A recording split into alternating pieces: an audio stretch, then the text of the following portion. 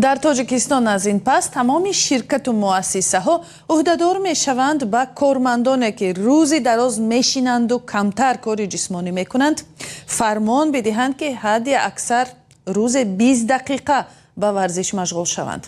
هدف این کار پیشگیری از گرفتار شدن مردم به بیماری قند است که با صورت بلند در تاجیکستان پهن می شود.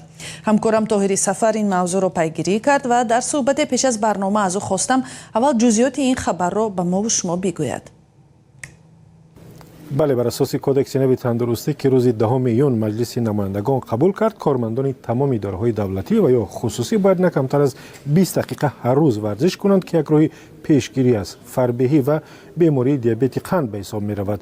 در کدکس بندی نو علاوه کردند که بدین مضمون است و آن را اقتباس می آورم: به مسئولیت کارفرمایان نوابسته از شکل مالکیت و شخصان منصبدار گذرانیدن مشق‌های منتظم جسمانی نه کمتر از 20 دقیقه در یک شبانه روز علاوه کرده شد. رعایت نکردن این طلبات کدکس تندرستی ممکن است با جزا دادن یا تنبیه آنها انجام یابد که این عهدهداری حتمی را اجرا نمی کنند. مظفر اشوریان وزیر عدلیه تاجیکستان روز 10 میون هنگام بررسی این مسئله در حضور وکیلان مردمی گفته است هدف از اصلاح کدکس تندرستی و وارد کردن تغییرات دیگرگونی با آن پیشگیری از زیاد شدن بیماری دیابت قند است که ده ها هزار نفر چه پیر و چه جوان در کشور از آن رنج میکشند.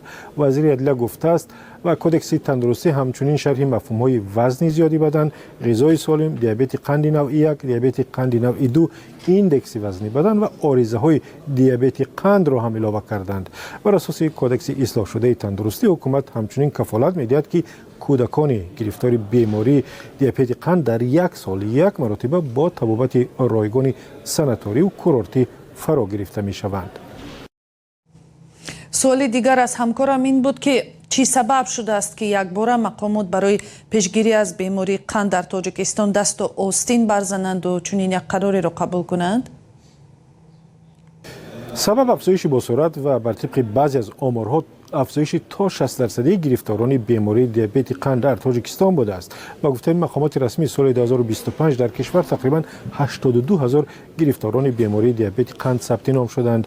در عین زمان این عقیده نیز هست که تعداد گرفتاران میتواند در تاجیکستان زیادتر باشد، زیرا مکانیزم تشخیص عاموی در ناحیه‌ها و دهات دوردست مناسب نیست و بسیاری از گرفتاران بعد از ظهور آرزه‌های بیماری از جمله خیرگی چشم، زخم پای‌ها یا فشار بلند خون از بیماریشان آگاه میشوند. بنابر خرج کمی حکومت برای شفاخانه‌ها و ساحه تندرستی، متخصصان در ناحیه‌های تاجیکستان به قدر کافی حضور ندارند تا گرفتاران را سری وقت معاینه و بیماریشان را آشکار کنند. کم حرکتی، وزن زیاد و غذای سیروغن را که در تاجیکستان بسیار زیاد استعمال میکنند از سبب‌های اصلی افزایش بیماری در کشور میدانند. بیماری حالا نه فقط در بین مردم کلانسال و یا دارای وزن زیاد، بلکه در بین اهالی جوان و حتی کارگر و کودکان زیاد شده است و حکومت تاجیکستان را مجبور کرده است چاره‌های پیشگیری را زیادتر سازد. مرکز جمهوری کلینیکی اندوکرینولوژی گفته است قسم زیادی بیماران را جوانان و مردم میان سال در تاجیکستان تشکیل می‌دهند. همکارم طاهری سفر درباره افزایش با صورت بیماری دیابت قند در تاجیکستان صحبت می‌کرد.